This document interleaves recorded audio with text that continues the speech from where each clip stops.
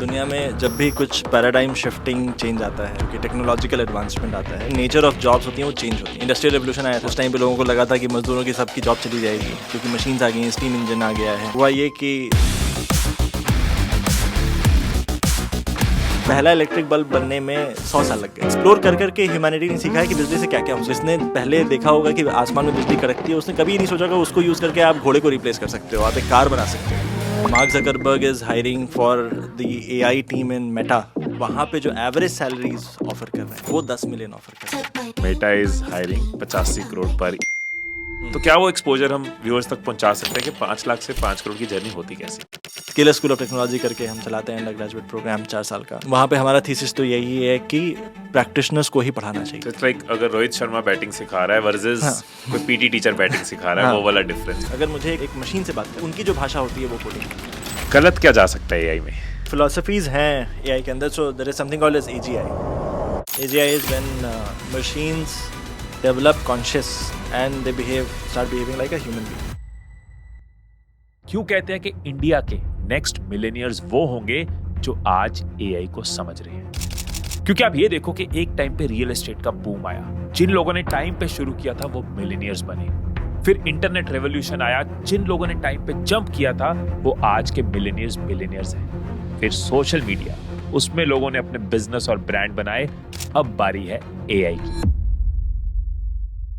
आज हर कोई एआई की बात तो कर रहा है, लेकिन 90% लोगों को ये पता ही नहीं है कि एआई में एक्चुअली में अपॉर्चुनिटी कहाँ पे है, कौन सी स्किल्स सीखनी है, कैसे करियर बनाना है, कैसे इनकम जनरेट करनी है। आज के जो हमारे गेस्ट हैं वो किसी टाइम पे मेटा में मार्क जुकरबर्ग की टीम का पार्ट थे, पर उनको नजर आया कि इंडिया में टैलेंट तो है पर स्किल एक बहुत बड़ा गैप है। यूएस की टॉप कॉर्पोरेट जॉब छोड़कर इंडिया में आकर उन्होंने बनाया स्केलर। तो आज हम स्केलर के को-फाउंडर अंशुमन से जानेंगे कि एआई में एक्चुअली में अपॉर्चुनिटी कहां पे है, उस अपॉर्चुनिटी में कितना स्कोप है, कैसा स्कोप है, स्टेप बाय स्टेप कैसे आप एआई की इस वेव को राइड कर सकते हो और कैसे एक अच्छी इनकम बना सकते हो। हमने एजुकेशन सिस्टम भी डिस्कस किया कि क्यों हमारा सिस्टम उस एआई के रेवोल्यूशन के लिए रेडी नहीं है, और हमने अंशुमन से उनकी जर्नी भी जानी। ये पॉडकास्ट एक ब्लूप्रिंट है उन सभी लोगों के लिए जो टेक में कुछ बड़ा करना चाहते हैं। तो अगर आप सीरियस हैं अपने करियर के बारे में तो ये एपिसोड आपके लिए गेम चेंजर हो सकता है। वार्म वेलकम अंशुमन हमारे पॉडकास्ट पे। So excited to hear a lot about AI, about tech, about your journey. तो बहुत कुछ सुनने के लिए बहुत एक्साइटेड हूँ। एक थॉट मैं आपके साथ शेयर कर रहा हूँ जो मेरे माइंड में तब से चल रहा था जब से हमने सोचा था कि आपके साथ बैठेंगे, कि एक तरफ हम सुन रहे हैं कि इंटरनेट पे आज तक इतना बड़ा रेवोल्यूशन नहीं आया जो एआई की वजह से आ रहा है। One of the biggest revolution हम एक्सपीरियंस कर रहे हैं और करने वाले हैं। बहुत सारी अपॉर्चुनिटीज़ एआई की वजह से आने वाली हैं। दूसरी तरफ एक और चीज़ हम बहुत फ्रीक्वेंटली सुन रहे हैं कि एआई जॉब्स खाने वाला है। सबके मन में एक फियर है कि मेरी जॉब एआई खा जाएगी। फ्यूचर क्या होगा जब जॉब्स ही नहीं होंगी? सो एज एन एक्सपर्ट आप इतने लोगों को इसमें मेंटोर करते हो, आप एक कैटलिस्ट हो। What is ground reality? हो क्या रहा है एआई की दुनिया में? क्या आने वाला है, क्या जाने वाला है? हाँ, मतलब मैं एक स्टेप पीछे लेता हूँ। देखिए, दुनिया में जब भी कुछ पैराडाइम शिफ्टिंग चेंज आता है, जो कि टेक्नोलॉजिकल एडवांसमेंट आता है, तो टिपिकली जो नेचर ऑफ जॉब्स होती हैं वो चेंज होती हैं। इंडस्ट्रियल रेवोल्यूशन आया था, उस टाइम पे लोगों को लगा था कि मजदूरों की सबकी जॉब चली जाएगी क्योंकि मशीन्स आ गई हैं, स्टीम इंजन आ गया है। हुआ ये कि the nature of job changed, the nature of the kind of job became better. .com boom आया था जब इंटरनेट इन्वेंट हुआ था, इंटरनेट लोगों ने यूज़ करना स्टार्ट किया था। उसकी वजह से न जाने कितने लोग मिलियनेयर बने। गूगल ने जब पहली बार IPO किया था तो बहुत सारे ऐसे एम्प्लॉयज़ थे जिनके पास इतना पैसा हो गया था, उन्होंने जाके आइलैंड खरीद लिया था।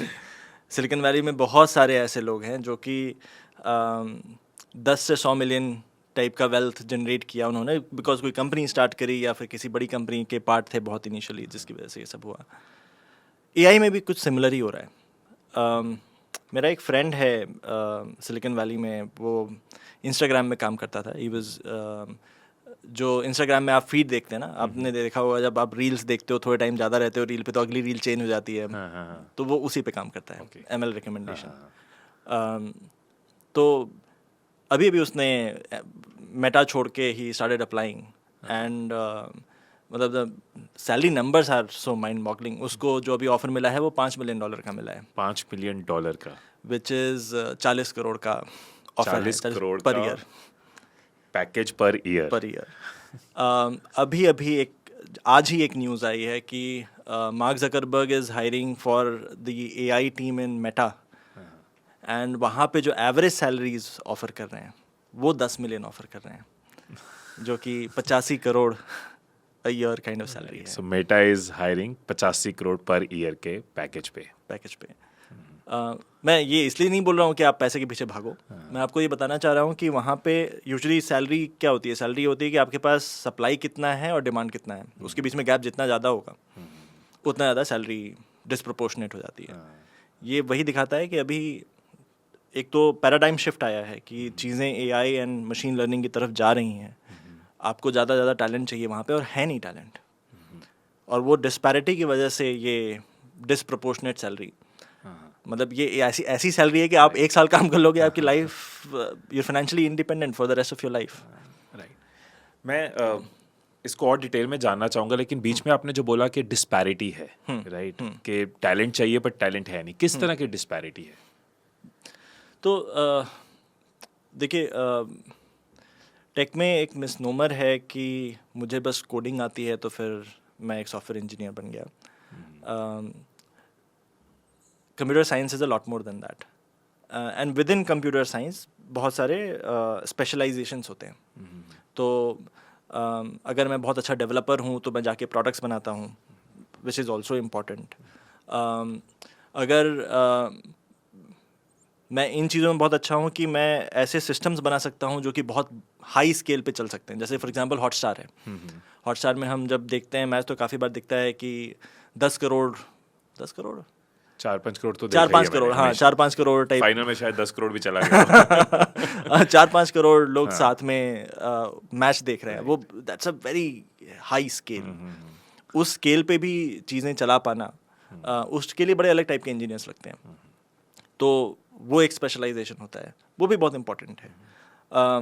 वेरी सिमिलरली एआई और मशीन लर्निंग के अंदर स्पेशलाइजेशन दो तरीके के होते हैं। एक होते हैं आपके मशीन लर्निंग इंजीनियर्स, जो कि वो सिस्टम्स बना पाएँ जिस पे कि आपके मशीन लर्निंग के जॉब्स चलते हैं। इंफ्रा जिसको बोलते हैं, मशीन्स हो गई वो जिनके थ्रू इंफॉर्मेशन फ्लो होके इन सिस्टम्स तक पहुंच रहा है। एंड दूसरे होते हैं जो कि साइंटिस्ट टाइप के होते हैं, जो कि मॉडल्स ही बनाते हैं। एक्चुअली इन सारे वर्टिकल्स पे जब आप एकदम डीप जाते हो तो टैलेंट कम हो ही जाता है ही नहीं टैलेंट वहाँ पे in most of these verticals, and hence in most of these verticals the moment you go deep salaries बहुत हाई हो जाती हैं। तो वो बात बिल्कुल सही है कि एआई की वजह से नेचर ऑफ जॉब चेंज होगा। मुझे अपने डे टू डे में भी दिखता है, खुद के काम में भी अगर मैं एआई यूज़ कर रहा हूँ तो फिर देन खुद का काम मैं ज़्यादा जल्दी कर सकता हूँ, तो वो तो चेंज होगा ही होगा। लेकिन एट द सेम टाइम ये इस टाइप के नए जॉब्स क्रिएट होंगे, इनकी डिमांड बढ़ेगी।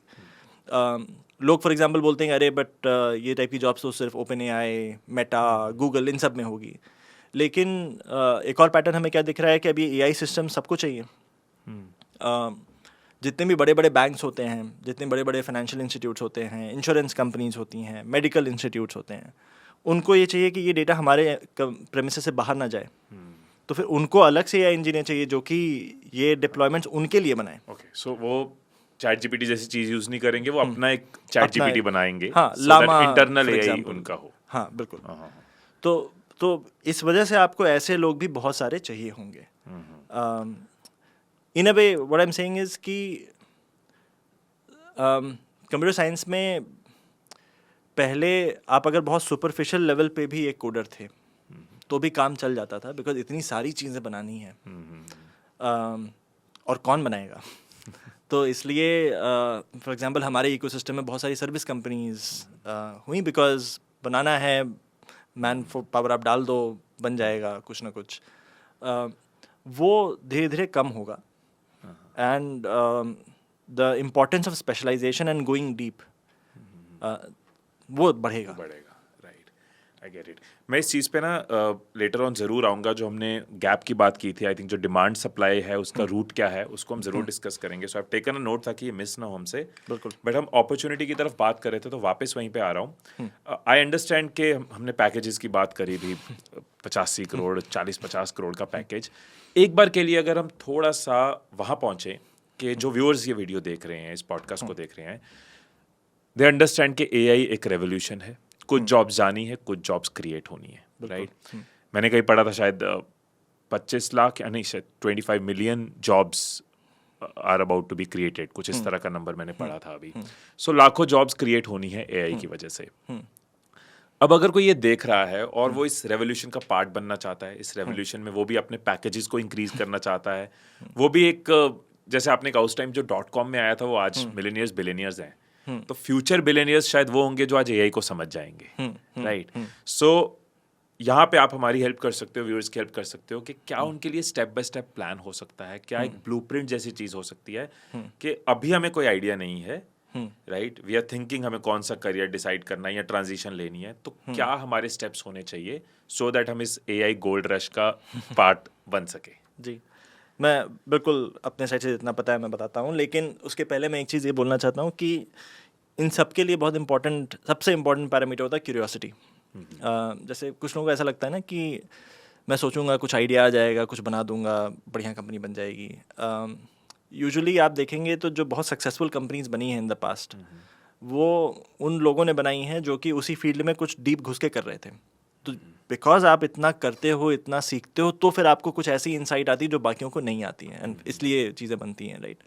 जैसे लैरी पेज ने गूगल सर्च बनाया था, वो इसलिए बनाया था बिकॉज वो सर्च में पीएचडी कर रहे थे, and he had devoted his life to the problem of search, and उससे कुछ इंसाइट्स निकल के आई जिनसे कि गूगल सर्च बन गया। तो depth in anything and curiosity in anything is the most important thing. उसके बाद ये सब चीज़ें होती हैं। जैसे हिमेश, मैं आपको बोलूँगा कि चलो बैठ के पॉडकास्ट बनाओ, आपका इंटरेस्ट नहीं होगा, आपको क्यूरियोसिटी नहीं होगी, आप जाके खुद से अगर 10 लोगों को नहीं देखते हो तो फिर आप नहीं अच्छा पॉडकास्ट बना सकते। तो वो क्यूरियोसिटी सबसे इम्पॉर्टेंट है।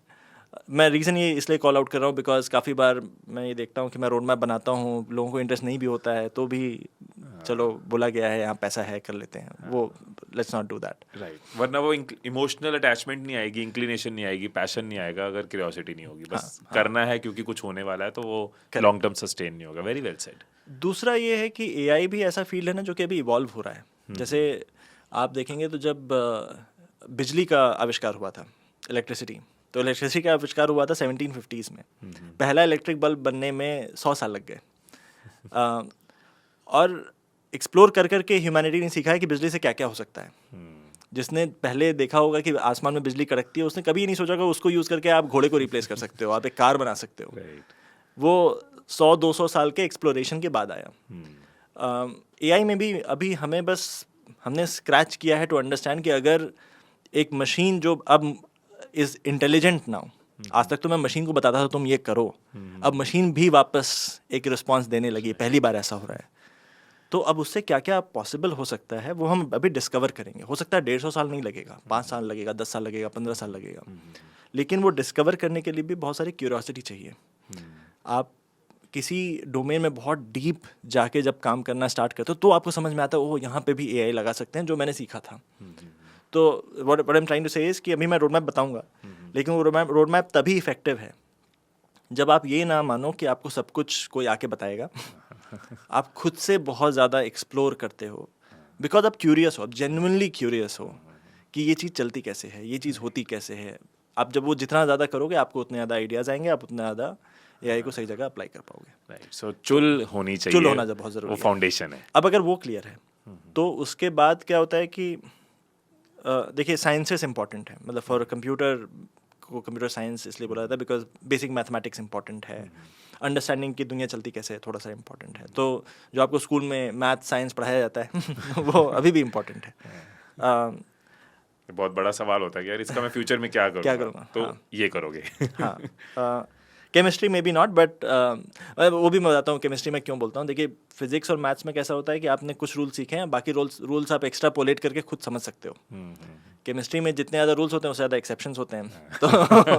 तो chemistry probably doesn't apply, but everything else.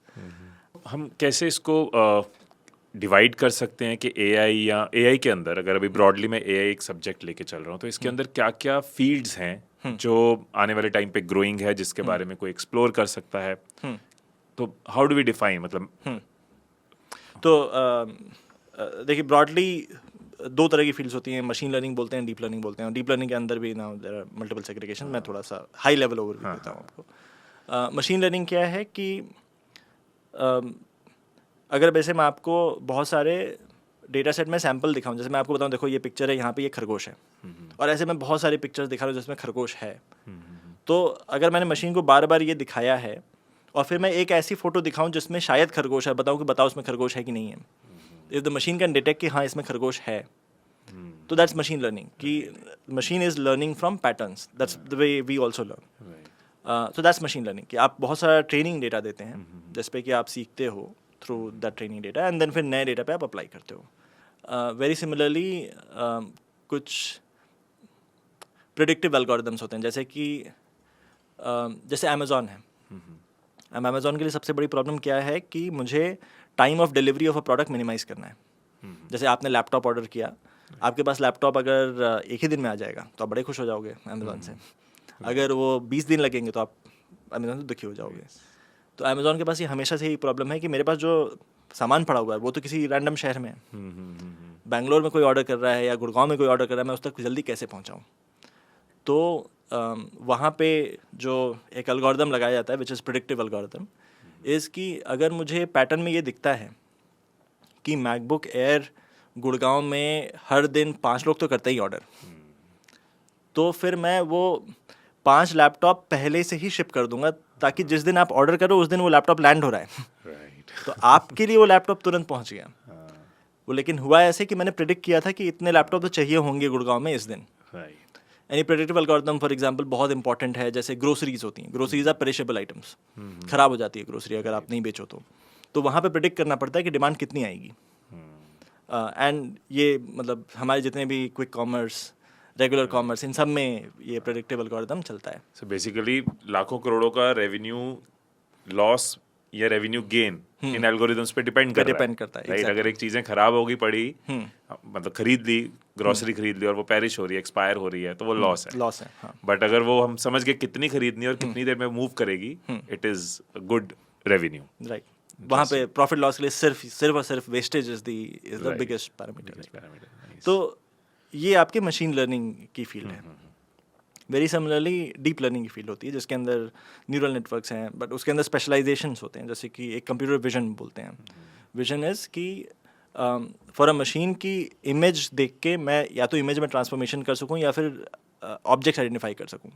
जैसे अर्लीस्ट फॉर्म ऑफ विजन जो कि इंडस्ट्री में यूज़ होता था, जैसे फेसबुक पे आप देखोगे तो बहुत पहले जब फोटोज अपलोड होते थे तो वो फेस स्क्वायर के अंदर आ जाता था. आप which is called as facial recognition, जिसमें आप लोगों बच्चों फ्रेंड्स को आप टैग कर सकते थे.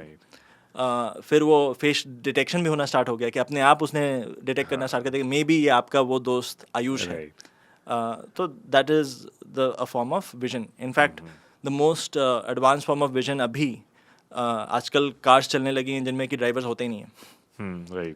वो भी विजन ही है, क्योंकि आपके पास कॉन्स्टेंटली एक फीड आ रही है जो कि अगल बगल की सड़क का वीडियो है, एंड उसके बेसिस पे आप डिसीजन ले रहे हो कि लेन चेंज करना है, सीधे ही जाते जाना है, किस स्पीड से जाना है. ये पूरा विजन. मैंने अभी SFO में एक्सपीरियंस करी थी ड्राइवरलेस कार, और 2 दिन तो बैठे ही नहीं हम उसके अंदर. पहले देख रहे हैं उसको रोड पे, कंफर्टेबल हो रहे हैं कि हाँ यार ये एक्सीडेंट नहीं कर रही ये सही चल रही है. एंड देन आई रियलाइज्ड वो ह्यूमन से बेटर चल रही है, बिकॉज वो एक फिक्स चीज़ें फॉलो कर रही है जो एट टाइम्स ह्यूमंस नहीं करते.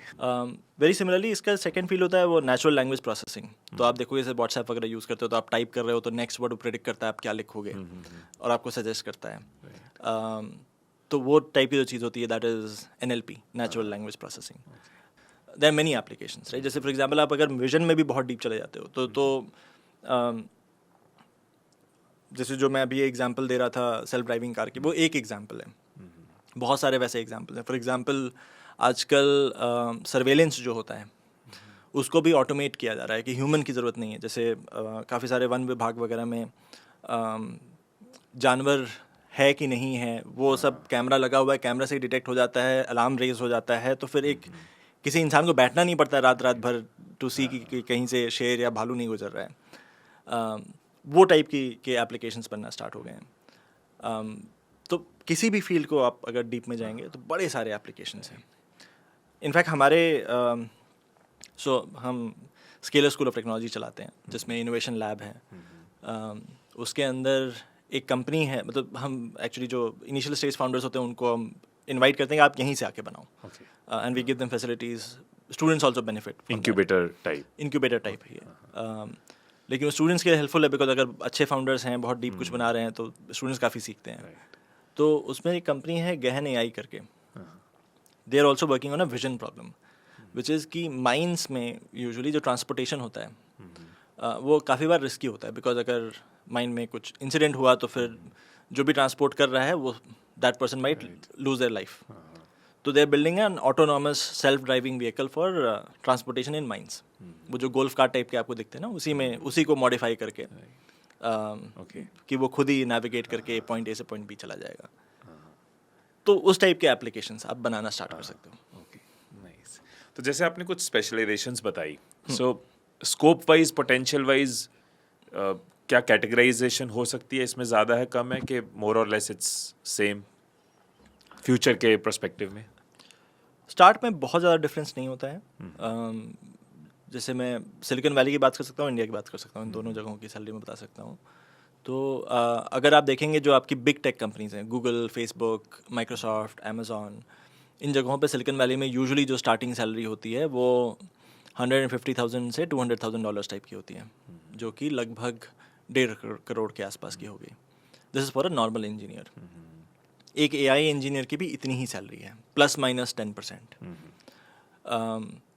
एक मशीन लर्निंग इंजीनियर की भी इतनी ही सैलरी है, ±10%। लेकिन जैसे जैसे आप इसमें बेटर होते जाते हो वैसे वैसे ग्रोथ उन जगहों पे जहाँ पे कम लोग हैं वहाँ पे सैलरी ग्रोथ एक्सेट्रा ज़्यादा होती है, जो कि अभी दिख रहा है एमएलई के लिए या फिर अप्लाइड साइंटिस्ट के लिए या फिर एआई इंजीनियर्स के लिए। इंडिया में similar numbers, probably starting salary in big tech companies 30 से 40 लाख के आसपास की स्टार्टिंग सैलरी होती है, बट अगेन वो ग्रो करती है। और इंडिया में भी लोगों के पास 3-4 करोड़ की सैलरी तो है ही if you are senior in the AI domain. हम बिग टेक कंपनीज की बात कर रहे हैं, इनके अलावा are other companies also hiring, कि ये अभी सिर्फ गूगल, मेटा और यहीं तक है ये वाली गेम? हाँ, तो गूगल मेटा में काफ़ी वॉर टाइप का चल रहा है, इसलिए थोड़ा ज़्यादा है वहाँ पे तो थोड़ा ज़्यादा एम्पलीफाइड दिखता है। बाकी कंपनीज में भी data scientist, machine learning engineers, applied scientist, इन लोग की हायरिंग हो रही है। रीज़न बीइंग कि जैसे 2-3 तरह के ट्रेंड्स चल रहे हैं इस टाइम पे। एक थीसिस ये है कि एक बहुत बड़ा डोमेन टेक में था SaaS का, सॉफ्टवेयर एज अ सर्विस। तो जैसे आप बहुत सारे जो टूल्स यूज़ करते हो, Slack यूज़ करते हो फॉर एग्जांपल, या फिर माइक्रोसॉफ्ट टीम्स यूज़ करते हैं, ईमेल्स यूज़ करते हैं, ये सारे software as a service type के टूल्स हैं।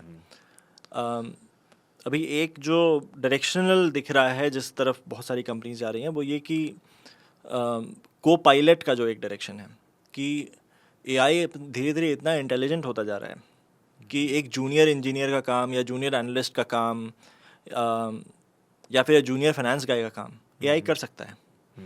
तो अगर वो ऐसा कर सकता है तो इज़ देयर अ वे कि मैं अगर आपका डिपार्टमेंट कैसा चलता है, मैं अगर उसको डीपली समझूं तो कैन आई पुट अ को पायलट विथ यू, जो कि आपका 80% काम करके आपको दे देता है। Get it. आप सिर्फ 20% एक तरीके से उसको इंस्ट्रक्शन देने पे फोकस करते हो या ऑर्केस्ट्रेट करने में फोकस करते हो। मतलब इसका एक रियल एग्जांपल मैं बताता हूँ। जैसे हमारे लिए सबसे बड़ा यूज़ केस है लर्निंग। हमें लोगों को सिखाना होता है। तो हमने ये तो 1.5 साल पुरानी बात हो गई कि हमने एक को पायलट बनाया था, जो कि अभी भी चलता है, बहुत अच्छा चल रहा है इनफैक्ट। जिसका काम ये है कि आप जैसे जैसे सीख रहे हो वो आपके साथ रहे। आप अगर कोई लेक्चर अटेंड करते हो तो वो आपके साथ आप वो लेक्चर भी अटेंड करता है। आपको कुछ नहीं समझ में आया तो आप क्वेश्चन पूछ पाओ और वो कोपायलट समझा पाए कि देखो जो मुझे समझ में आता है इंटरनेट से ये है इसकी अंडरस्टैंडिंग। आप कोई प्रॉब्लम सॉल्व करने जा रहे हो, लेट्स से कहीं कहीं पे कुछ कोड लिखना है तो वो उसको भी देख के आपको बता पाए कि मे बी ऐसे सोचो, not telling you the answer but like giving you a hint towards the answer, या फिर आपके कोड में शायद यहाँ पे गलती है। उस टाइप की चीज़ें, nudges and helping you in the journey so that your learning journey becomes easier. ये कोपायलट, ये सेम चीज़ हर सेगमेंट में हो रही है। तो ये तो हमने 1.5 साल पहले स्टार्ट किया था। इनफैक्ट पूरे स्केलर में उसको हम स्केलर स्कूल ऑफ टेक्नोलॉजी दोनों जगह पे यूज़ करते हैं।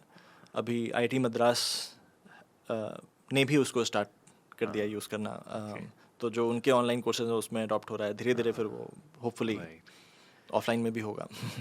सो जो मैं समझ पा रहा हूँ कि एक हमने top tech big tech companies की बात करी, लेकिन एक बहुत बड़ा अपॉर्चुनिटी और बहुत बड़ा स्कोप यहाँ बन जाता है कि जितने भी बिजनेसेस हैं, राइट, हर जगह ये को पायलट जैसी एक सोल्यूशन तो चाहिए, और इस तरह के कई सोल्यूशंस AI के ग्रेजुअली सबको चाहिए। बिल्कुल। तो मे बी एक लॉट है जो बिग टेक में चला गया, लेकिन एक बहुत बड़ी डिमांड इन सब कंपनीज में भी है। बिल्कुल। फॉर एग्जांपल मेरा एडिटर है तो उस एडिटर को मैं एक असिस्टेंट दे सकता हूँ, लेकिन उस असिस्टेंट बनाने के लिए, उस प्रोसेस के लिए मुझे कोई ऐसा चाहिए जिसको AI की नॉलेज है। एग्जैक्टली कि एक ब्रॉड लेवल ऑफ कोपायलट तो हो सकता है माइक्रोसॉफ्ट भी बना के दे दे, लेकिन वो आपके यूज केस में नहीं चलेगा। राइट। तो किसी को बैठ के आपका वर्कफ्लो समझ के अगर वो बना सकता है तो हो सकता है आपको 2 एडिटर की जगह एक ही एडिटर से काम हो जाए और बेटर क्वालिटी ऑफ काम हो जाए।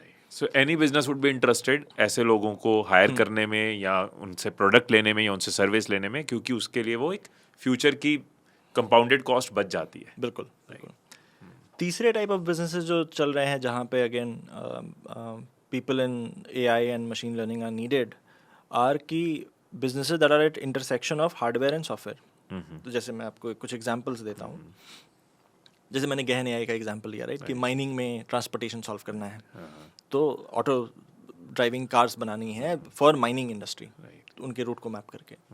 या फिर वेरी सिमिलरली शिपिंग में, जैसे शिप्स चलती हैं तो शिप्स में जो प्रोपेलर होता है वो क्या होता है कि जब बहुत लॉन्ग डिस्टेंस शिप चलती है तो प्रोपेलर इतना सारा वो एल्गी और डर्ट एक्यूमुलेट कर लेता है कि वो स्लो हो जाता है।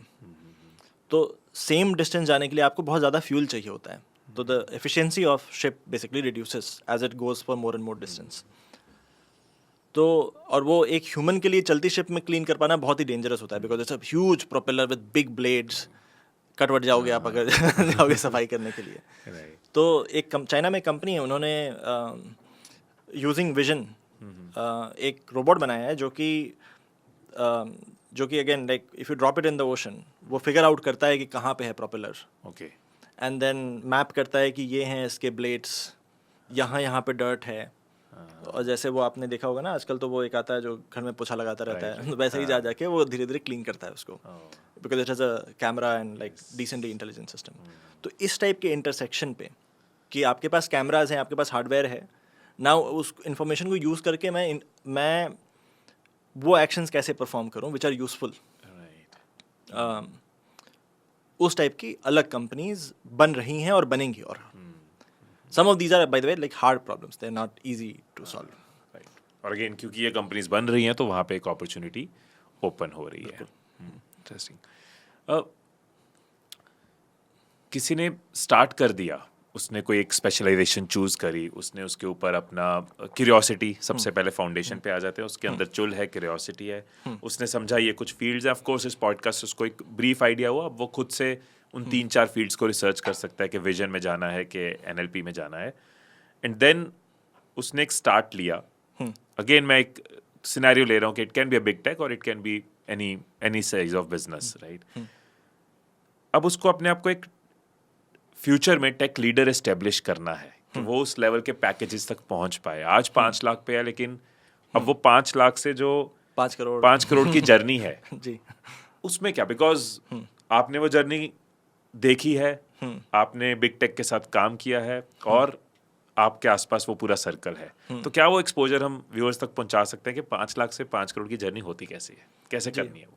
देखिए, मतलब मैं एक सिंपल आंसर देता हूँ, फिर थोड़ा और कॉम्प्लिकेटेड आंसर देता हूँ। सिंपल आंसर इज़ कि अगर आप लगे हुए हैं और क्यूरियोसिटी है तो आप चीज़ें एक्सप्लोर करते हैं और एक चीज़ के अंदर डेप्थ में जाते हैं, और डेप्थ बहुत ज़रूरी है, तो हो जाएगा 5 लाख से 5 करोड़। मतलब मैं एक और एग्जांपल लेता हूँ, तो एक सिलिकॉन वैली में ना नवल रविकांत करके एक बड़े famous philosopher slash speaker slash founder, Angeles के फाउंडर थे वो। तो उन्होंने जो पहली कंपनी स्टार्ट करी थी, वो कुछ 4-5 फ्रेंड्स थे, उन्होंने स्टार्ट करी थी। उस कंपनी को बेचने के बाद किसी का कुछ पैसा वैसा नहीं बना था, लेकिन अगर आज आप देखोगे तो उनमें से 2 लोग बिलियनर हैं। एक या 2 ऐसे हैं जो कि लगभग 100 मिलियन टाइप का वेल्थ जनरेट कर चुके हैं। उनमें से सिर्फ एक है जो कि मतलब नॉट अ मिलियनेयर, एंड उसका केस वही था कि that person never did one thing for long enough, would keep jumping from one to another whichever was the fad. तो अगर आप चीज़ें इसलिए कर रहे हो बिकॉज जेन्युइनली क्यूरियस हो, डीप में जाना चाहते हो, इनफ टाइम स्पेंड करके डेप्थ गेन करते हो, तो 5 लाख से 5 करोड़ हो जाएगा। That's the net of it. अगर दिमाग बार बार इधर उधर जंप करता है, किसी चीज़ को आप अच्छे से नहीं कर पाते हो, तो that's the only reason why with experience you will not grow. Curiosity बहुत इंपॉर्टेंट है, डेप्थ बहुत इंपॉर्टेंट है। That's the simple and I would say वो फंडामेंटल्स हैं, वो सिर्फ टेक में ही नहीं, वो लाइफ में भी यही लाइफ है। में भी यही, हम कंटेंट क्रिएशन में भी यही देखते हैं, हम किसी भी करियर में यही देखते हैं कि अगर कोई भटकता रहता है कि अभी ये कर लेते हैं, अब ये कर लेते हैं, अब ये कर लेते हैं, तो कुछ भी नहीं हो पाता। कुछ भी नहीं हो पाता। ये हम थोड़ा सा जॉब वाला डायरेक्शन डिस्कस कर रहे हैं। एक और बहुत इंपॉर्टेंट चीज़ जो मुझे लगता है अब इंडिया में, भारत में वेव चल रही है एंटरप्रेन्योरशिप की फील्ड में, एआई के डोमेन में किस तरह की एंटरप्रेन्योरशिप की अपॉर्चुनिटीज आपको लगता है कि एक्सप्लोर की जा सकती हैं? मतलब मुझे ऐसा लगता है कि जैसे कि जब .com बूम आया था 2000 से पहले, तो ऐसा हुआ था कि मतलब काफ़ी नए टाइप की कंपनीज बनी थी जिनके बारे में लोगों ने सोचा भी नहीं था। किसी ने इमेजिन नहीं किया था कि एक फेसबुक होगा एक दिन, गूगल होगा एक दिन, क्योंकि दुनिया तो फिजिकल थी ना, मतलब कोई ऑनलाइन में तो दुनिया थी नहीं। मुझे लगता है कि विथ एआई, बिकॉज अभी ऐसा हो गया कि एक मशीन इंटेलिजेंट होती जा रही है, तो there is a kind of problem that the machine can solve, जो कि हो सकता है मैंने नहीं सॉल्व किया आज तक। मेरे पास अबंडेंस है ऑफ इंटेलिजेंट फोर्स, तो उसको यूज़ करके बहुत तरह की चीज़ें की जा सकती हैं जो कि हो सकता है मैं पहले नहीं कर सकता था। तो कंपनीज बहुत बनेंगी। मेरा जो रिकमेंडेशन होगा for future entrepreneurs, if you, अगर आपको टेक में ही कोई कंपनी बनानी है, आप प्लीज़ टेक अच्छे से सीखिए, go deep, and then you start creating companies. In fact हम जो एक इंस्टीट्यूट भी चलाते हैं, स्किल स्कूल ऑफ टेक्नोलॉजी, वहाँ पे भी फोकस वही है कि यू मेक श्योर कि पहले आप डीप जाओ टेक के अंदर, and then there is a lot of push to think in this direction. I'm sorry, I'm going a little deviating, but I'm showing this as an example. Sure. हमने अभी for example एक effort start किया है कि हमारा जो पहला batch आया था सेकेंड ईयर में, as part of the course itself they were required to go for internship. Most of the batch, 97% of the batch actually went for internship. अभी कुछ लोगों का प्रोसेस चल रहा है, तो मोस्ट ऑफली वो 100% हो ही जाएगा। अब वो इंटर्नशिप हाउएवर खत्म करके वापस आ रहे हैं कैंपस। तो now that they have learned and they have also seen how the world works, तो फिर there is a push to कि now push them towards entrepreneurship, because now they understand things in depth. तो वहाँ पे we started this programme जहाँ पे जो थोड़े लीडर्स हैं इंडस्ट्री में, for example there is this person called Prasanna, he used to be a जज एट वाई कॉम्बिनेटर, रिपलिंग करके कंपनी है, $20 बिलियन की कंपनी है, वो उसके फाउंडर हैं। तो he is personally mentoring a set of students in that direction कि इस डायरेक्शन में सोचो, या फिर here are things that you should, habits you should build. तो वो टाइप की चीज़ें अब हमने करना स्टार्ट करी हैं, so that some of these kids eventually go and become future entrepreneurs. लेकिन यही चीज़ जब हमने फर्स्ट ईयर में करना स्टार्ट किया था, तो we rolled it back very quickly, because हमें समझ में आया कि फिर वो एक बिहेवियर क्रिएट हो रहा है कि जहाँ पे लोगों को लगता है कि जस्ट फैंसी आइडिया सोच लो और कुछ बना ले जाएंगे, but then they start getting stuck at implementing because they aren't there yet. जो फाइनल इनसाइट्स होते हैं वो नहीं आ रहे हैं। तो मेरा एक एडवाइस यही रहेगा कि आप प्लीज़ टेक में अंदर घुसिए, अच्छे से घुसिए, एंड देन फिर आपको खुद ही इनसाइट्स आना स्टार्ट हो जाएंगे कि और क्या क्या बन सकता है यहाँ से। फिर आपको basis नजर whatever आएगा है। कौन सी प्रॉब्लम्स है जो आपका माइंड में जो टेक चल रहा है उससे आप कौन सी प्रॉब्लम सॉल्व कर Solve सकते कर हो, आपको आपका लेंस चेंज हो जाएगा देखने का प्रॉब्लम्स की तरफ, एंड देन आपको नजर आएगा ये 3-4 ऑप्शंस हैं जिनको मैं परसू कर सकता हूँ, and probably you can make something big out of it. गलत क्या जा सकता है एआई में? देखिए फिलोसफीज हैं एआई के अंदर, so there is something called as AGI. AGI is when machines develop conscious and they start behaving like a human being. वो एकदम मतलब आप एक ह्यूमन बीइंग और एक मशीन के बीच में डिफरेंशिएट ना कर पाओ, तो उनके अंदर भी इमोशंस आ गए हैं। They start thinking about themselves for example. तो जो मूवीज बनती हैं टर्मिनेटर टाइप की वैसा होना स्टार्ट हो जाता है। तो एक जो स्कूल ऑफ थॉट है वो ये बोलता है कि अगर machines keep becoming smarter and smarter, intelligent, तो एक रिस्क वो है कि the machines might take over. I don't know whether that thought has merit or not, because there's a second thought also which is कि ऐसा कभी नहीं होगा। तो वो है एक। दूसरा ये है कि देखिए नेचर ऑफ जॉब्स तो चेंज होंगी, लेकिन नंबर ऑफ जॉब्स जो बनेंगी in the pre and post AI world, will they be the same और नॉट, वी डोंट नो। हो सकता है नंबर ऑफ जॉब्स रिड्यूस हो जाए वो, and these jobs might be more valuable. इसका मतलब कि इनको पे स्केल ज़्यादा मिलता है, तो the rich become richer, the poor become poor, वैसा हो सकता है in the post AI world अगर नंबर ऑफ जॉब्स उतनी नहीं है। क्योंकि अगर कोई कोल माइन की ट्रांसपोर्टेशन मशीन ले रही है तो ऑफ कोर्स बहुत लोगों की जॉब जा रही है, एंड जो उस चीज को क्रिएट कर रहा है उसका क्योंकि सप्लाई कम है, डिमांड ज्यादा है, तो उस मतलब there are less jobs but high paying jobs, आप ये कहना चाह रहे हैं। हाँ, मतलब मेरा मानना है कि ये तो बहुत जगहों पे होना चाहिए। हो सकता है हम वैसी चीज़ें करने लगे जो हम पहले करते नहीं थे। The quality of jobs might improve. For example आज भी हमारे देश में बहुत सारे लोग हैं जो जाके गटर साफ करते हैं, मे बी वहाँ पे ह्यूमंस की ज़रूरत नहीं है, मशीन कर सकती है वो कुछ बेटर काम कर सकते हैं। लेकिन अब वो कितनी ऐसी जॉब्स बनेंगे और कितने ऐसे नए एवेन्यूज़ हम एक्सप्लोर करेंगे, वो is yet to be seen. मुझे लगता है कि जैसे जैसे टेक्नोलॉजी एडवांस होती है ना, हम नए एवेन्यूज़ एक्सप्लोर कर ही लेते हैं। आप ऐसे देखोगे तो इंसान का सबसे पहला टेक्नोलॉजिकल डेवलपमेंट था खेती। लोग पहले एक दूसरे से झगड़ते थे just for food, basic survival. फिर खेती का डिस्कवरी हुई, फिर सबके पास हो गया कि चलो ठीक है, कुछ नहीं होगा, हम खेती कर लेंगे, कुछ ना कुछ खाने को तो हो ही जाएगा, I can survive. And then somebody could argue कि भाई सब खेती ही करेंगे, किसी के पास और कुछ करने को है नहीं। बट देन हमने उसके बाद भी हमने 4 तरह की और चीज़ें डिस्कवर करी, बनाना स्टार्ट किया, मशीन्स आ गई, अलग अलग टाइप की जॉब्स। हमारी nature of jobs has been evolving forever. It's just happening at a very fast pace right now. Right, हाँ, ऑफ कोर्स अभी थोड़ा सा इनिशियल टाइम है तो बहुत सारी क्वेश्चंस भी आते हैं माइंड में, बहुत सारी, मतलब I also keep thinking.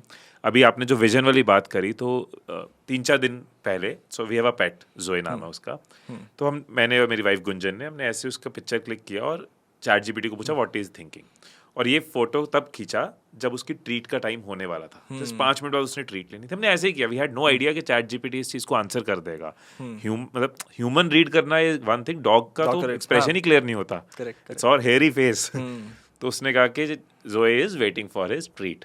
Oh wow. And next day 1-2 दिन बाद ट्रीट के बाद उसका पिक्चर खींचा, परसों की बात है, एंड उसने कहा it looks like he just had treat. और आज when Gunjan was leaving house तो फोटो खींचा तो उसने लिखा he is going to miss you, he knows you are going.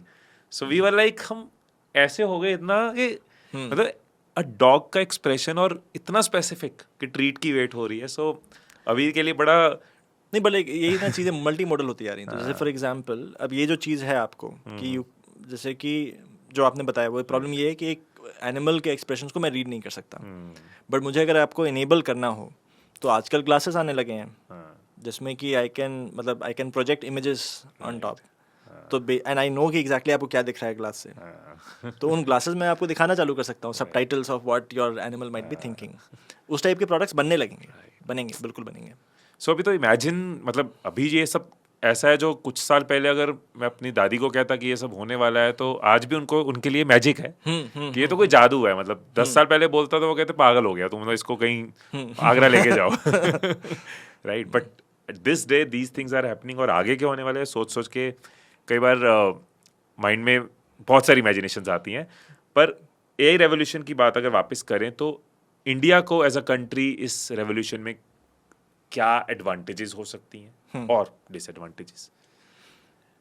हमारी फेवर में क्या है, भारत की फेवर में क्या है? देखिए मतलब मुझे पहले तो मैं ये बोलूँगा कि आई थिंक हमारा इस रेवोल्यूशन में सक्सीड करना बहुत ज़रूरी है।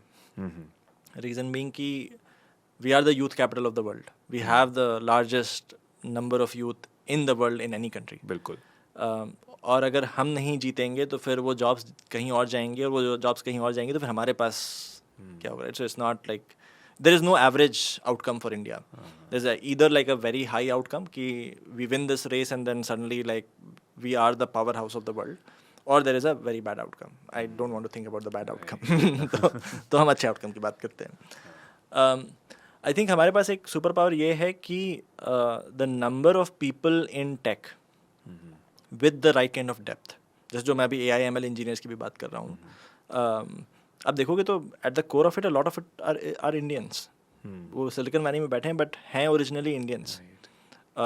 मेरे सर्कल में बड़े सारे लोग हैं जो कि इस रिवोल्यूशन को लीड कर रहे हैं। तो that I see as a positive कि जितना वहाँ है उतना यहाँ पे भी है, मतलब द रॉ मटेरियल एग्जिस्ट। तो in a way if any country has to keep creating stuff for the world, India has the best chance at it. Because AI और सॉफ्टवेयर इंजीनियरिंग की अच्छी चीज़ क्या है कि आपको, मेरे को अगर US के लिए प्रोडक्ट बनाना है तो मुझे US में बैठना ज़रूरी नहीं है। मैं यहाँ से बना सकता हूँ, मजदूरी मैं यहाँ से वहाँ के लिए नहीं कर सकता लेकिन सॉफ्टवेयर प्रोडक्ट्स तो मैं यहाँ से वहाँ के लिए बना सकता हूँ। तो as long as we get to a place जहाँ पे we start creating for the world, तो we will do really well. मुझे बस एक ही गैप दिखता है कि India is not a manufacturing hub. जैसे कि चाइना ने जो पिछले 20-30 साल में किया, जैसे आपने जो अभी बताया ना, मैं ग्लास की बात कर रहा था, वो चाइना में मिलता है। हम चाइना में आजकल रोबोट्स प्रॉपर आने लगे, मतलब हमने तो एक्चुअली 2-3 रोबोट खरीद के हमने उधर भी SST में भी रखे हैं। बट दे आर रोबोट्स जिसको कि आप प्रोग्राम करके कुछ भी करा सकते हो। मतलब technically you can actually have a robot that is going around your campus doing the पहरेदारी का काम because you programmed it to do सो।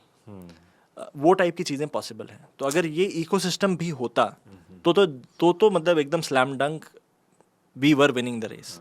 अभी there is a question mark because we don't have this layer, तो there is a software layer. सवाल ये है कि दिमाग तो हमारे चल रहे हैं, सिलिकॉन वैली में भी चल रहे हैं, यहाँ भी है, तो इंडियन ही एक इस वक्त फोर्स है पीछे, इंडियंस की, भारतीयों की फोर्स है AI के रेवोल्यूशन के पीछे कहीं ना कहीं। बिल्कुल।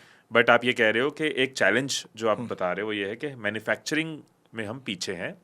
China is able to manufacture, वहाँ पे probably execution in terms of production fast है, यही कहना चाह रहे हो? मैं उसको 2 पार्ट में ब्रेक करता हूँ। 2 तरह के कंपनीज बनेंगी in the future. There are going to be pure software companies, and I think we are on equal footing with the US company there. Okay, talent यहाँ पे भी है। There is a 50-50% chance will most probably end up doing very very well in on this front. However एक large bet future के लिए ये भी है कि बहुत सारी ऐसी कंपनीज बनेंगी। इनफैक्ट जो एक बहुत बड़ा पैराडाइम चेंज होने वाला है वो रोबोटिक्स का ही होने वाला है। तो अभी बहुत छोटे स्केल पे वो स्टार्ट हुआ है कि जैसे कि मशीन्स को, जो सॉफ्टवेयर को ट्रेन करने के लिए डेटा चाहिए होता है ना, वो सब इंटरनेट पे था, बहुत सारा डेटा था। लेकिन अब जो ये रोबोट को ट्रेन करने के लिए डेटा चाहिए, चलते कैसे हैं, खाना कैसे उठाना है, ये कहीं पे नहीं है। तो आजकल फैक्ट्रीज उस टाइप की सेटअप हो रही हैं कि फैक्ट्रीज में you have these gloves and you have these pads that you can wear and you do your regular activity. Okay. और उसको रिकॉर्ड किया जाता है कि आप कैसे सामान उठाते हो, आप कैसे चलते हो, आपके हैंड मूवमेंट्स कैसे होते हैं, फुट मूवमेंट्स कैसे होते हैं, so that a robot can be trained using this data on how to operate basis the landscape that you're on. तो ये वाला फील्ड अभी धीरे धीरे will get built in the next 10 to 20 years. Okay. And a lot of things will be created which are at intersection of hardware and software. कि कुछ एक hardware है, चश्मा है, लॉकेट है, रिंग है, वॉच है, कुछ भी है, एक रोबोट ही है, और कुछ सॉफ्टवेयर है जो उसको पावर कर रहा है। तो I am concern about this segment. जहाँ पे चिप्स होते हैं, जहाँ पे हार्डवेयर होता है, एंड जहाँ पे your manufacturing a specialized kind of hardware, this race we have still a good chance to win.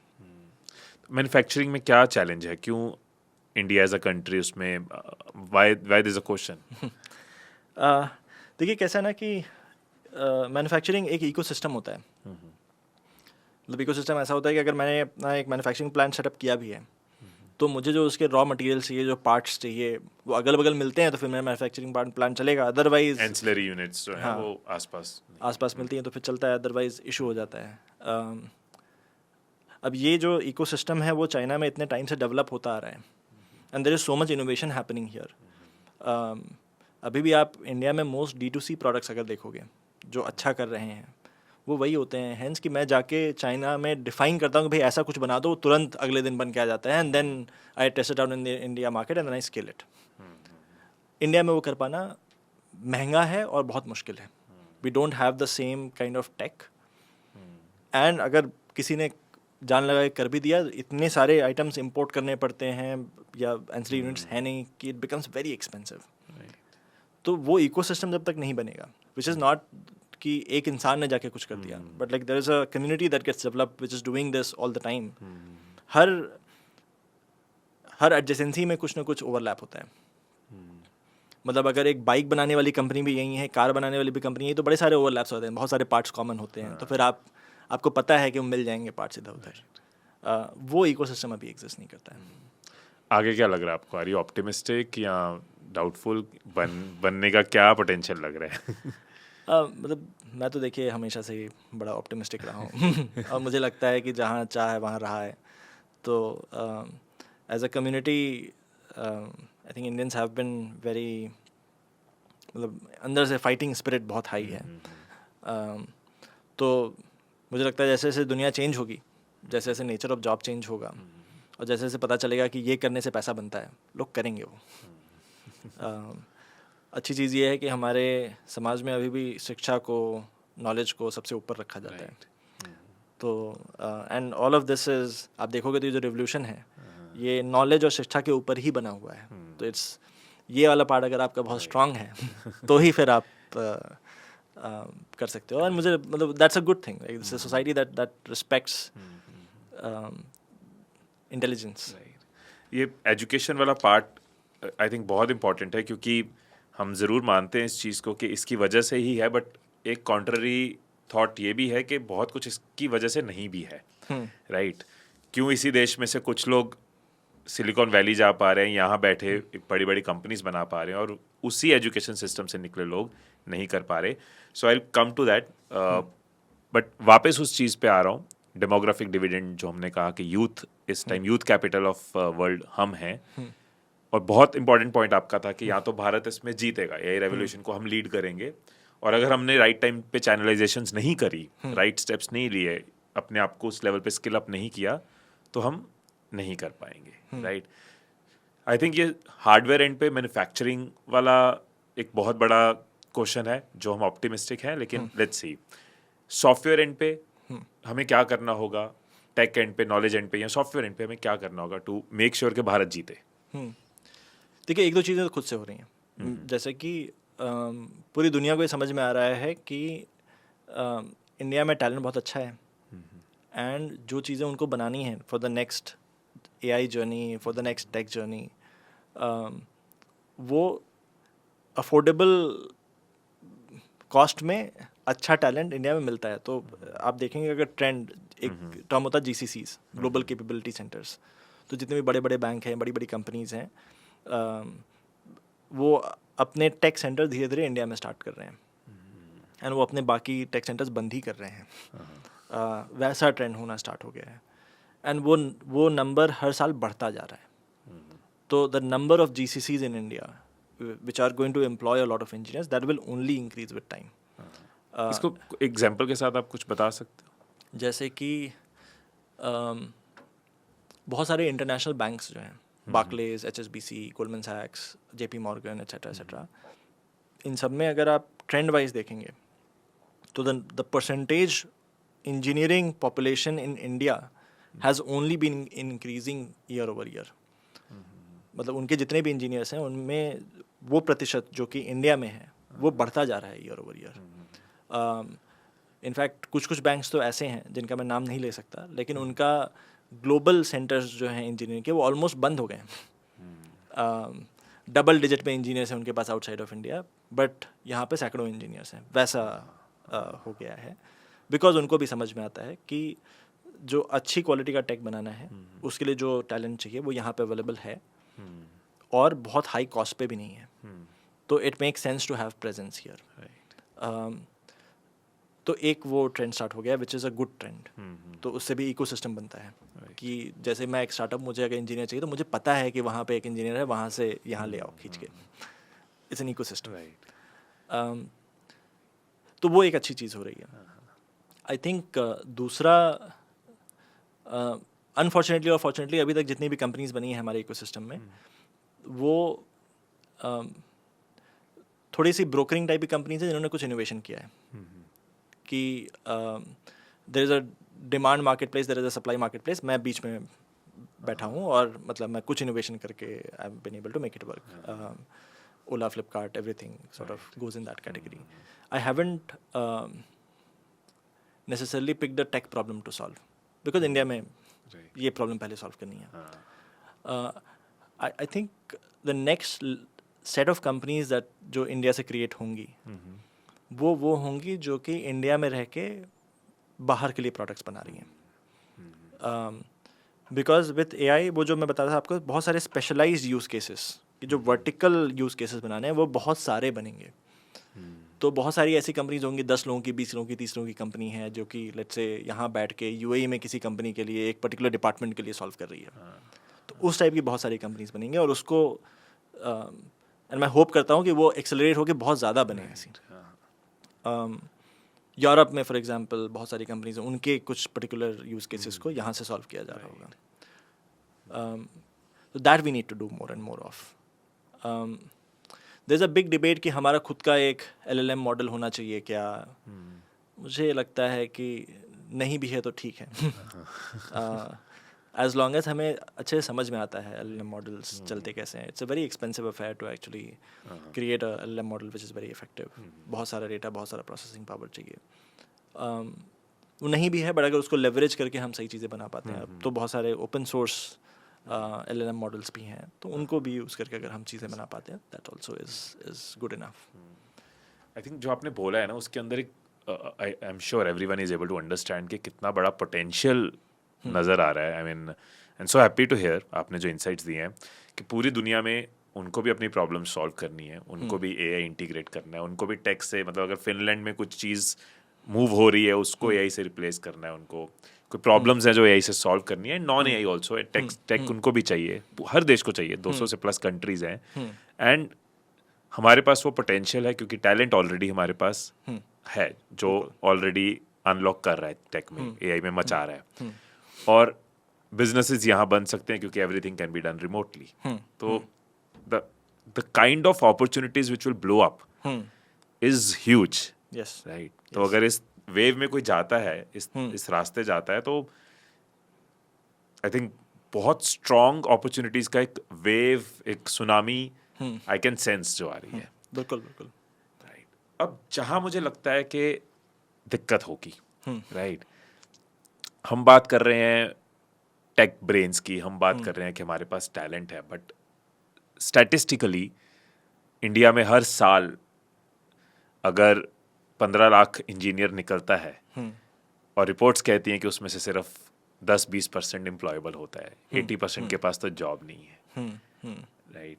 So jobs exist नहीं कर रही कि हमारे पास वो क्वालिटी ऑफ इंजीनियर्स या क्वालिटी ऑफ आउटपुट नहीं है जो उन जॉब्स के लायक हो। वहाँ गैप कहाँ है? देखिए, उसके लिए ना थोड़ा सा हिस्ट्री में देखना पड़ेगा कि हुआ क्या है।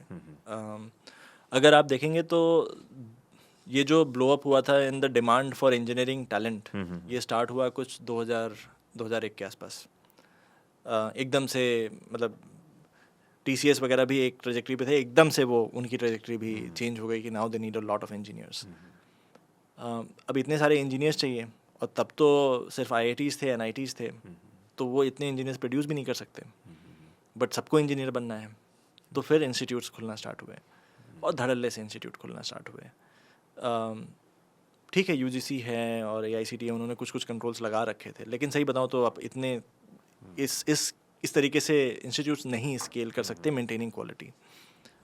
तो उसका रिज़ल्ट ये है कि मोस्ट इंस्टीट्यूट्स जो हमारे इकोसिस्टम में हैं,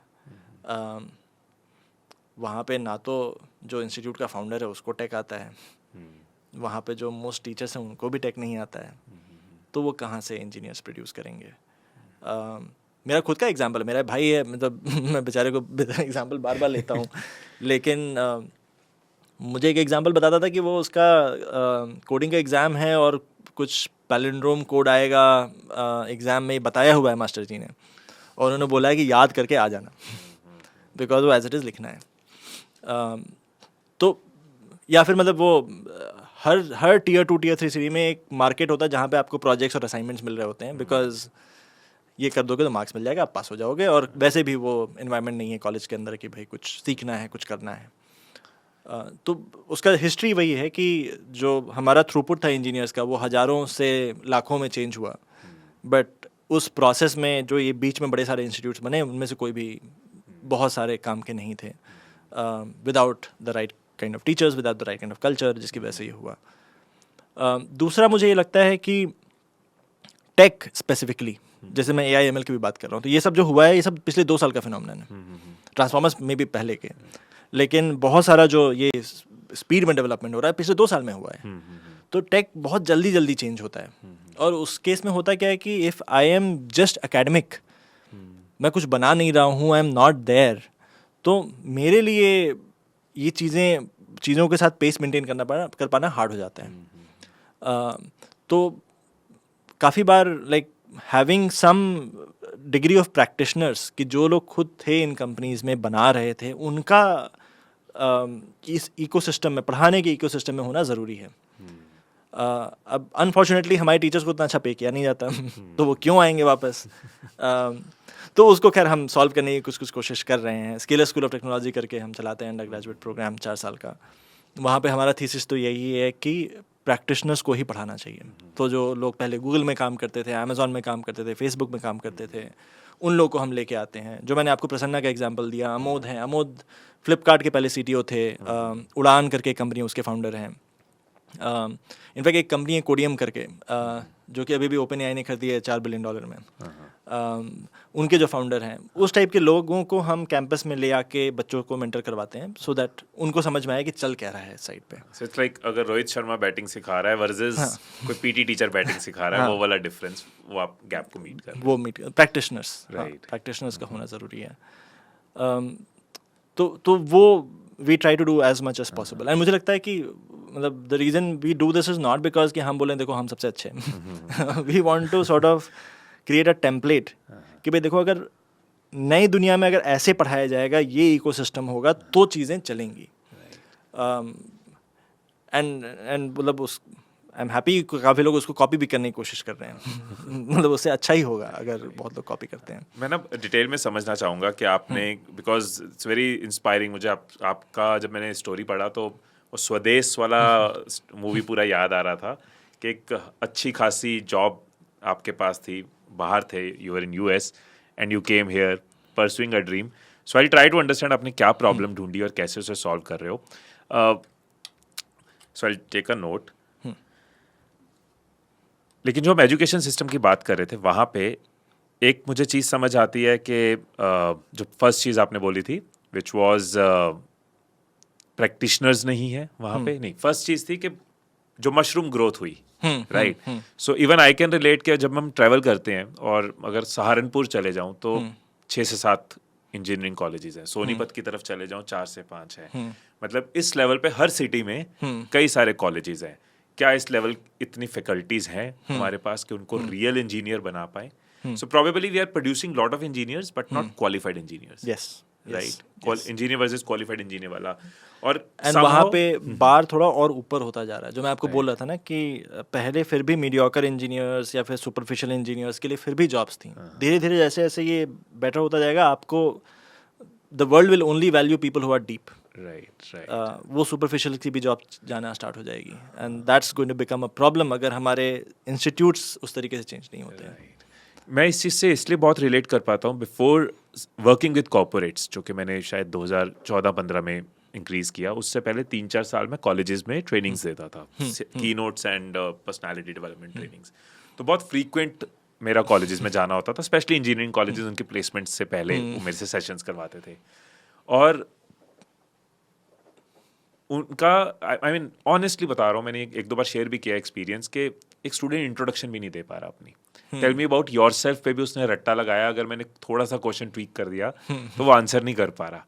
अगर उसको मैंने पूछा कि what did you have in lunch, तो उसको नहीं समझ आ रहा है इस सवाल का मैंने क्या जवाब देना है, लंच कहाँ से पूछ लिया इन्होंने।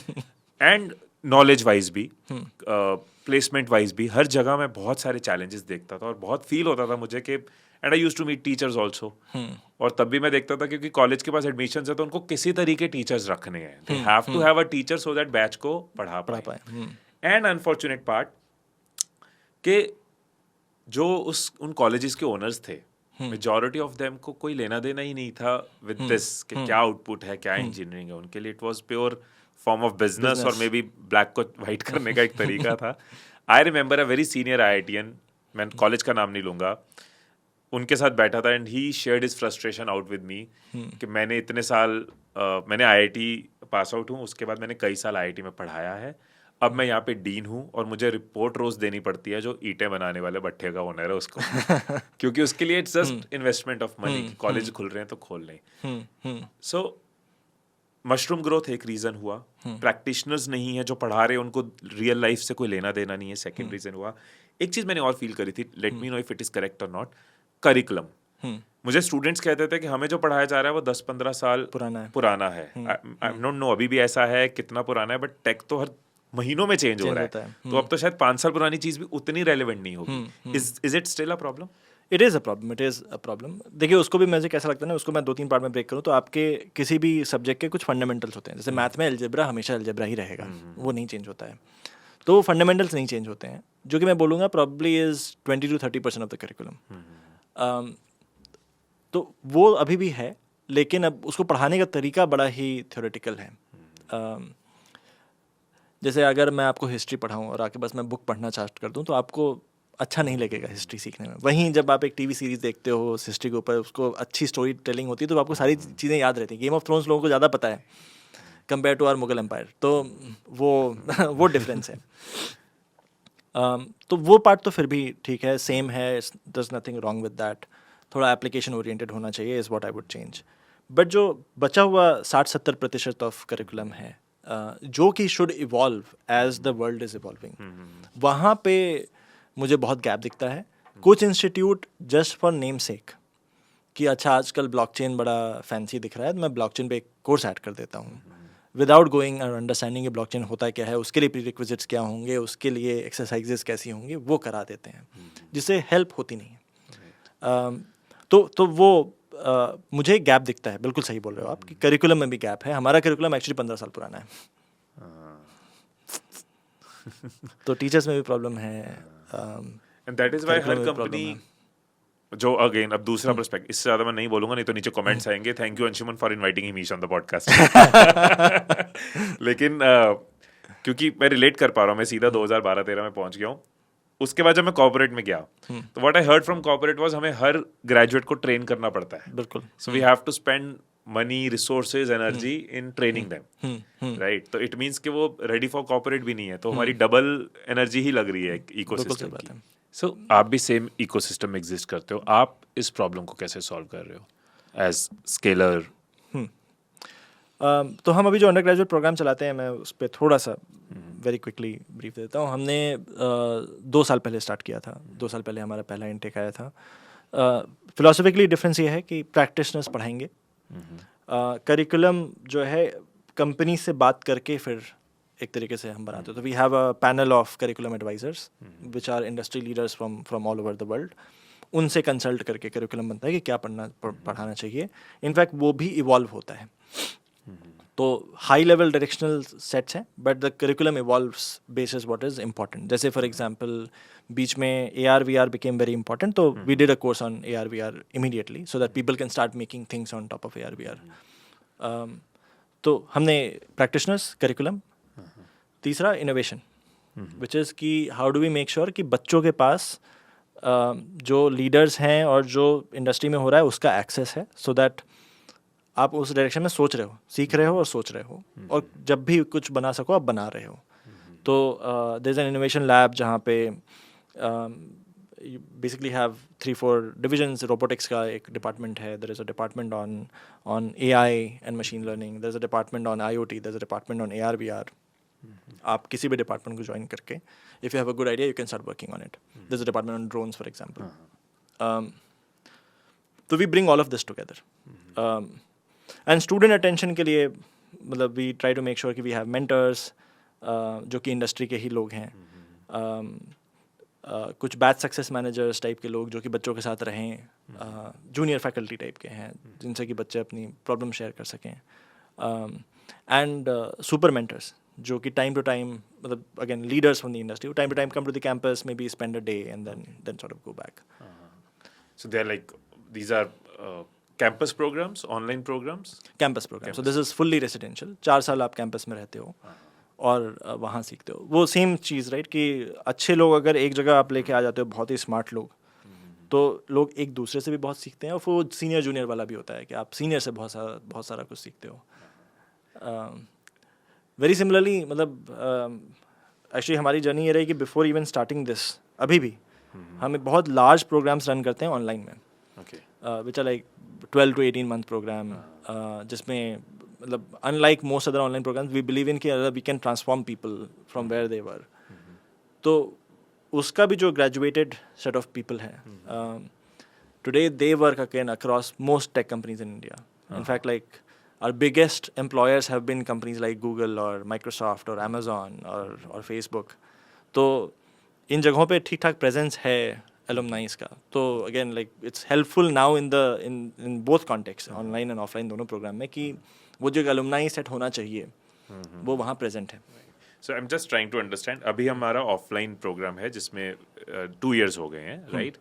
एंड इससे पहले ऑनलाइन प्रोग्राम्स थे which were like 6 months, 12 months, 18 months शायद आपने बोला है ना? 12 और 18 महीने. 12 महीने 18 महीने का. वो कितना टाइम कब से है वो वाला? वो है 2019 से. So अभी 6 साल हो गए almost. So now which I was saying कि आपकी कहानी क्या है? Where did you start from and उसके बाद कैसे आपको ये आइडेंटिफाई किया आपने कि मुझे ये प्रॉब्लम सॉल्व करनी है? बट थोड़ा पीछे जाते हैं. What is your background? So मैं हूँ यूपी का bye the way. My dad is from Azamgarh. वो एक गवर्नमेंट सर्विस में थे, तो उनका बार बार ट्रांसफ़र होता था. I have lived in a lot of cities. Finally पढ़ाई के लिए उन्होंने बोला कि तुम लोग लखनऊ में रहो, तो फिर देन हम लखनऊ शिफ्ट हो गए. 9th class onwards I was in Lucknow. And like everybody in Lucknow, मैं सिटी मॉन्टेसरी स्कूल करके SEMS वहाँ पे पढ़ा हूँ. एंड फिर I got admitted into IIIT Hyderabad computer science. थोड़ा चुल थी अंदर से, तो एक इंटरनेशनल कंपटीशन होता है ICPC करके. तो उसमें कॉलेज लेवल पे बहुत सारे लोग पार्टिसिपेट करते हैं, फिर नेशनल लेवल पे जाते हैं, फिर फाइनली इंडिया को रिप्रेजेंट करने आप बाहर जाते हो. तो वहाँ पे लगातार 2 is the maximum time you can represent India. तो I had represented India twice back to back. And उसी प्रोसेस में I got hired by Google and Facebook. Google and Facebook एक साथ? हाँ. नहीं मतलब एक साथ, पहले गूगल का ऑफर आया, फिर बाद में फेसबुक का ऑफर आया. Same span of time for their silicon valley office. अच्छा. तो and this was the first time like in a way Google फिर भी इंडिया से हायर करती थी सिलिकॉन वैली ऑफिस के लिए. फेसबुक के लिए this was the first time that उन्होंने किसी को इंडिया से हायर किया था डायरेक्टली. ये कैंपस आपके कैंपस से नहीं किया था, वो तो वही कि अब ICPC के लिए हम लोग गए थे स्टॉकहोम में उनके रिक्रूटर्स मिल गए, तो फिर उन्होंने बोला अप्लाई कर लो, तो अप्लाई कर लिया. फिर देन इंटरव्यू हुआ and then we got selected. तो गूगल फेसबुक दोनों से ऑफर था. फाइनली जॉइन फेसबुक बिकॉज छोटी कंपनी थी, against the wishes of my parents. किस ईयर की बात होगी? ये है 2009-2010 की बात. जब गूगल एक बड़ा नाम था और फेसबुक छोटा नाम था. तो आपने गूगल छोड़ के फेसबुक क्यों ज्वाइन किया? मुझे कन्विक्शन ज़्यादा था बिकॉज मुझे लगता था कि एक छोटी टीम है, मतलब उस टाइम पे 200-250 इंजीनियर्स थे फेसबुक में, जबकि गूगल में 50,000 इंजीनियर्स थे। तो फिर ये था कि यहाँ पे you can do a lot more. Parents को लगता था कि अनसेफ ऑप्शन है बिकॉज ऑर्कुट करके एक कंपनी हुआ करती थी तब, वो बंद हो गई थी। तो उनको लगता था कि अरे ये भी सोशल मीडिया बंद हो जाएगा, 2 साल की बात है तो गूगल में जाओ, इट्स सेफ।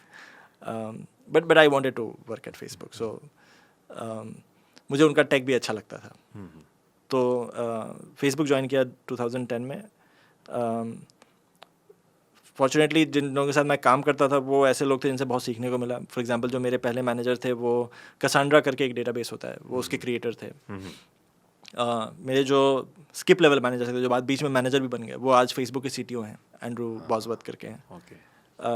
तो I learned a lot from them, I grew very fast within Facebook. तो देन बीच में फिर ऐसा हुआ था कि फेसबुक के लिए मोबाइल बहुत बड़ी प्रायोरिटी बन गई, and within mobile also messaging की chat and messaging, because WhatsApp was becoming so popular, तो that became the highest priority. So I became the lead of the team that was building all of this. Okay, तो जो messenger जो Facebook के अंदर था, messenger, okay okay, तो वो किया मैंने थोड़े टाइम के लिए। गुड टू सी। मैं मतलब हम इतना यूज किया आज उसको मिल रहा है, किसने वहाँ बैठ के बनाया है लीड किया है इसको, वाओ। एंड देन उसी पीरियड में फिर then we ended up acquiring WhatsApp. Okay, तो I did that for a while. उसके बाद फिर फेसबुक को अपना पहला ऑफिस, सॉरी एक इंटरप्शन कर रहा हूँ, तो मतलब so I and my wife, when we got to know each other, it was Facebook Messenger. So thank you. Oh, I'm really I met glad someone who is the catalyst behind our association. Very glad to hear that. तो मुझे ये भी लगता था कि यार मतलब जो मैं कर रहा हूँ वो बहुत बड़ा रॉकेट साइंस नहीं है, एंड इंडिया में एक तरीके से अगर सही पाथ दिखाया तो हर कोई कर सकता है। तो आई थॉट कि why not make that happen, and that's when sort of I moved back to India. तो आपके ब्रदर का जब आपने देखा कि वो उस टीचर्स कैसे हैं, क्वालिटी ऑफ एजुकेशन कैसे, that was one of the trigger कि इतना बुरा तो नहीं होना चाहिए टेक एजुकेशन, स्पेशली एक ऐसे देश में जहाँ पे हर किसी को इंजीनियर बनना ही है। राइट। प्लस दूसरा मुझे ये भी लगा कि जो मैंने सीखा है, जो मैंने किया है, इतना हार्ड नहीं है। मतलब अगर लोगों को सही एनवायरनमेंट दिया जाए, सही डायरेक्शन दिया जाए, तो हर कोई कर सकता है, बहुत लोग कर सकते हैं। तो इसलिए मैंने सोचा ये करने का ट्राई करते हैं। तो 2014 के एंड में I moved back to India, and तब से कुछ ना कुछ इसी फील्ड में कर रहे हैं। तो पहले हमने इंटरव्यू बिट करके एक वेबसाइट स्टार्ट करी थी which was free of cost, आप खुद से सीखो, कोडिंग, गेमिफाइड था, डुओलिंगो टाइप का था, अभी भी चलता है। एंड फिर ये समझ में आया कि एक्चुअली इंडिया में लोगों को गाइडेंस की ज़्यादा ज़रूरत है, वहाँ पे प्रॉब्लम है, कंटेंट की प्रॉब्लम नहीं है। तो फिर स्केलर स्टार्ट किया जो ऑनलाइन वाला वर्जन था। And recently the reason to start this 4-year undergraduate programme is because we felt कि ठीक है, मतलब हम लोगों को एम्प्लॉयबल बना रहे हैं in the online, but the true nurturing, मतलब अगर हमें सोसाइटी चेंज करनी है तो सोसाइटी जो है टॉप के कुछ लोगों से चेंज होती है। एप्पल जब प्रॉब्लम में था और वो स्टीव जॉब्स को वापस लेके आए थे, तो स्टीव जॉब्स ने पूरी कंपनी पे ध्यान नहीं दिया, तो ही identified who are my top 10 top 20 people, और उनको लेके ही started working on what can we create next which is the future of Apple. India को जब फ्यूचर फिक्स करना था, in fact like one of the biggest differences between India and all its neighbouring countries, कि India created IITs, and उन्होंने वो top के talent पे focus किया टू नर्चर देम। तो वी रियलाइज़ किया मतलब ठीक है, we'll continue doing the scalar online portion, which is very important because overall employability is important. Things are so broken. लेकिन we also need to work on that top 1% talent. And उसके लिए having very close association with those for those 4 years is important. And identifying the top brains there is very, very important. Right. And that's how SST happened. Amazing, great. आपने बड़ा normally बोल दिया कि भाई मुझे problem नज़र आई, trigger हुआ, वापस आ गया। आई एम श्योर वो रोलर कोस्टर होगा। मतलब फेसबुक जैसी कंपनी, उस लेवल के packages, working in a leadership profile and coming back to India. मतलब मैंने बहुत लोग देखे हैं, जैसे आई एम वेरी पैट्रियट, मुझे बहुत प्यार है भारत से, लेकिन मुझे लोग कहते हैं कि भाई तुम 2 साल बाहर चले जाओ फिर तुम वापस आ नहीं पाते, you know that quality etcetera जो आपको मिल जाता है, स्टैंडर्ड ऑफ लाइफ कह सकते हो, जो भी कह सकते हो। तो ये तो एक फैक्टर है, ऐसे कई फैक्टर्स होंगे। पैकेज एक अट्रैक्शन होती है, अपॉर्चुनिटी, डर, मैं कुछ नया शुरू कर रहा हूँ। तो हाउ डिफिकल्ट और easy it was for you this decision? तो देखिए डिफ़िकल्ट इसलिए था बिकॉज देखिए हम जिस वातावरण में हम लोग का जन्म हुआ है और जिसमें पाला पोसा गया है, उसमें रिस्क लेना किसी को अच्छा नहीं लगता है। We are very risk averse because हमारे पेरेंट्स ने वो जनरेशन देखी है जब छोटी छोटी चीज़ों के लिए दिक्कत होती थी। तो सबसे बड़ा पुशबैक तो पेरेंट्स से ही था कि क्यों वापस आना है, अच्छा चल तो रहा है वहाँ। लेकिन जब एक स्टेप पीछे लो और थोड़ा फर्स्ट प्रिंसिपल आप सोचो कि लाइफ में कितना ही पैसा चाहिए खुद के लिए, right? Like there is not a lot of money that you need for survival. And then मतलब व्हाट गिव्स यू हैप्पीनेस, कहाँ पे अपॉर्चुनिटी ज़्यादा है? मुझे लगता है, अभी भी लगता है कि वेस्टर्न वर्ल्ड में कुछ अपॉर्चुनिटीज़ हैं बट उसको सॉल्व करने के लिए सैकड़ों लोग हैं।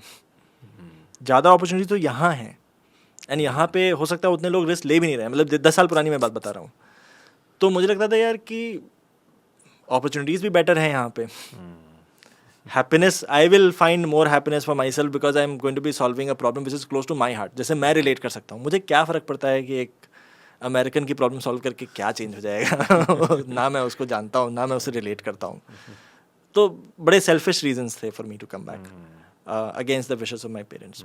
But like I'm very happy that I came back. That gives me more happiness. इस पॉडकास्ट में आपकी टॉप लर्निंग क्या थी? नीचे कमेंट्स में जरूर बताना। और यस, और कौन सी आपकी प्रॉब्लम्स है जो मैं इस पॉडकास्ट के थ्रू सॉल्व कर सकता हूँ? किन टॉपिक्स पे आपको नॉलेज चाहिए, किन सवालों के आपको जवाब चाहिए, मुझे मेंशन करना सो दैट मैं उस तरह के गेस्ट, उस तरह के एक्सपर्ट्स को इस पॉडकास्ट में ला पाऊं और उनकी नॉलेज आप तक पहुंचा पाऊं। फिर मिलेंगे अगली वीडियो में, तब तक खुश रहिए, खुशियां बांटते रहिए।